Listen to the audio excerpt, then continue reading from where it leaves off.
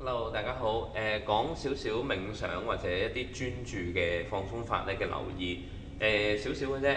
因為咧就每個 case 咧會有唔同嘅情況要講嘅。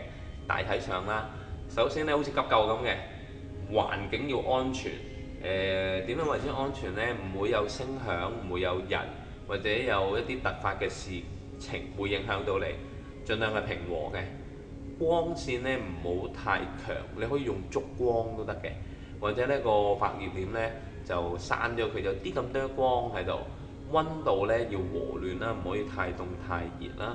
你選擇嘅姿勢坐又好，企又好，瞓又好，倒立都好啦。咁係要自己舒服嘅方法。咁同埋好多時都要留意自己呼吸嘅。呼吸呢一樣嘢呢係好得意嘅，我哋可以好有意識呼吸，或者唔記得呼吸，佢都繼續做嘅。咁佢係有意識同冇意識之間嘅橋梁。咁譬如我哋個心啊、肺啊、胃啊，你冇可能指揮佢嘅。咁我哋就嘗試用呼吸呢，去將一啲冇意識但係佢又成日喐嘅嘢呢，去將佢調節，咁達到平衡。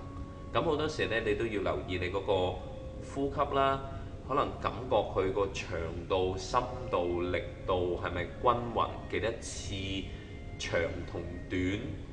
咁呢個都要去留意翻。咁你會慢慢咧將身體感官咧會打開。做專注嘅練習咧，你會越嚟越聽得多聲，眼可能見顏色會更加鮮豔，食嘢嘅味覺會再好多。咁其實就本身係有啲説法啦，就將你大腦嘅電波改變。咁喺一個專注嘅狀態下呢，你嗰個大腦電波呢係會處於另一個情況，咁令到你嗰個內臟呢會有復修嘅功能嘅。咁留意啦，呢啲只係只供參考啦。如果咩問題呢，問翻你嘅治療師。拜拜。